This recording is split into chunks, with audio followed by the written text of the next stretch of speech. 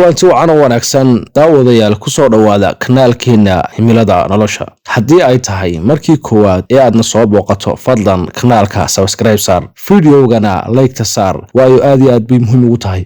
toddobaadkan waxaanu idila wadaagayaa sheekada saboolkii beeralayda ahaa ee uu ganacsigiisu dunida oo dhan gaadhay. marka aad sawirkan aragtid amaba aad maqashid magaca KFC, waxaad shakil-aan xasuusanaysaa shirkadda cuntooyinka fudud ee digaaga shiilan samaysa ee dunida oo dhan aadka looga yaqaano, iyada oo xarumo rasmi ah ku leh 150 dal. aasaaskii KFC waxa laga furay dalka Mareykanka, hase ahaatee waxa ay ku fiday dunida oo dhan. haddaba adigu daawade, maxaad ka taqaanaa shakhsigaas hanka sare leh ee ganacsigiisu dunida oo dhan gaadhay shirkaddan aasaasay? KFC waxa aasaasay Harland David Sanders. waxa uu sanadkii 1890 ku dhashay gobolka Indiana ee dalka Mareykanka, waxaanu u weynaa 3 carruur ah. waxa uu ka dhashay qoys sabool ah oo beeraley ah. aabihii wuxuu dhintay isagoo 5 jir ah, hooyadii ayaana tunka u ridatay quudinta carruurteeda 3 ah. Harland waxay kaga tegi jirtay 2 carruur ah ee ka yaryar, isagoo cuntada u karin jiray. halkan ayay ka bilaamatay fursaddii u horreysay ee cunto karinta ah ee uu bilaabo Harland. hooyadii oo nin kala guursatay waxa ay sababtay in Harland mushkilado guriga ah la kulmo.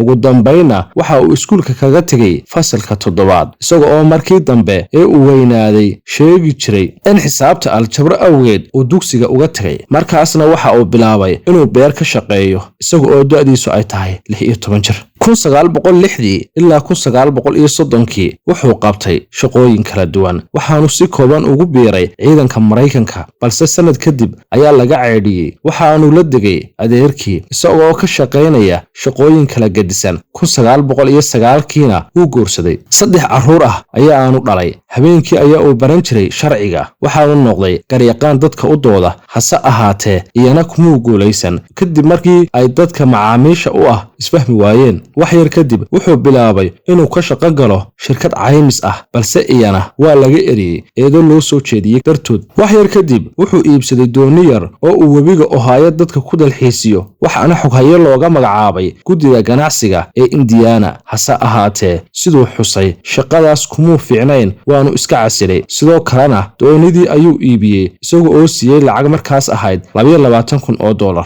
lacagtaasna wuxuu ku aasaasay warshad yar oo soo saarta kimikalada lagu siraadi jiray laambadaha. hase ahaatee warshadaasina waa ay ka kacday kadib markii loo guuray laambadaha elektarooniga ku shaqeeya. haddana waxa uu ka shaqo galay warshad soo saarta taayirada, hase ahaatee iyana kumuu raagin, iyada oo warshadii isxidhay. haddana waxa uu shaqo ka helay shirkad shidaalka qaybisa, waxaana loo dhiibay kaalin shidaal. hase ahaatee 1930kii ayay kaalintii shidaalku isxidhay sicir bararkii 1930kii Mareykanka saamiyey awgii.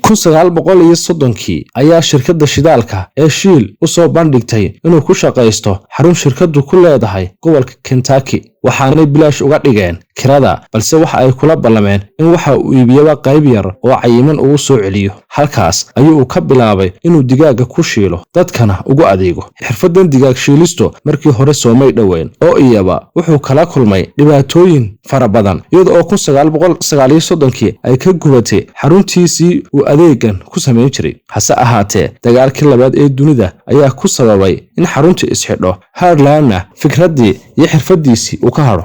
fursadda u weyne waxay u soo xarootay 1952kii kadib markii nin la odhan jiray Pete Harman oo hudheel weyn lahaa oo kula heshiiyey in digaaga shiilani qayb ka noqdo hudheelkiisa. sanad gudihii dalabaadkii hudheelku waxa ay kordheen 3 laab, waxaana ugu batay dalabaadkii digaaga shiilan. hudheeladii kale ee magaalada ayaa ogaaday sirta guusha hudheelkan tartanku kala dhexeeyo, iyaguna Harland ayay kula heshiiyeen inay dalabkooda cunto ku daraan digaagiisa shiilan. sidaas ayuuna markii koowaad ku soo shaacabahay KFC.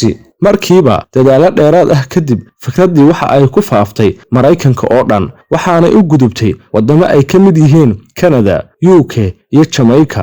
waxa uu yeeshay astaan caalami ah, waxaana sanado gudahood xarumihiisa ay gaadheen 600 oo xarumood, balse waa goor Harland sii weynaanayay oo uu 80 madaxa la galay. waxa uu safar ku maray dunida oo dhan isaga oo booqanaya meelaha laga furay KFC sidoo kalena duubayo barnaamijyo kala duwan. 1980kii ayuu isaga oo 90 jir ah ku dhintay gobolka Kentucky ee uu ganacsigiisan ka bilaabay looguna magac daray. maanta KFC waa hodheelka labaad ee ugu weyn dunida oo dhan sameeyana cuntooyinka fudud. waxa uu xarumo ku leeyahay in ka badan 150 dal. xarumihiisuna waxay kor u dhaafeen 24,000 oo xarumood oo dhammaantood raaca qaabkii iyo hanaankii uu Heartland dejiyay. faa'iidadiisa lacageedna waxa lagu qiyaasaa ku dhawaad 30 bilyan oo dollar.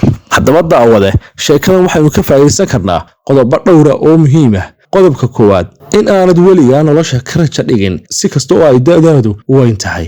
in aad nolosha xirfad barato walow cunto karintaba ha noqotee isla markaasna aad horumariso xirfadaas, waayo waxaa laga yaabaa in ay tahay jidka kaliya ee aad ku gaari karto nolol raaxo iyo badhaadho leh. waxa kale waynu ka faa'iideysan karnaa sheekadan in aanad weligaa hal shaqo oo qura ku eekaan, balse aad tijaabiso shaqooyin kala duwan, sababta oo ah ma ogid ta aad ku soo bixi doontid. ugu dambeyn waxa aan ku soo afxirayaa qisadan, weligaa heegsigaaga fogee, hana ka quusan naxariista Eebbe iyo rajada nolosha, niyadaadana wanaaji.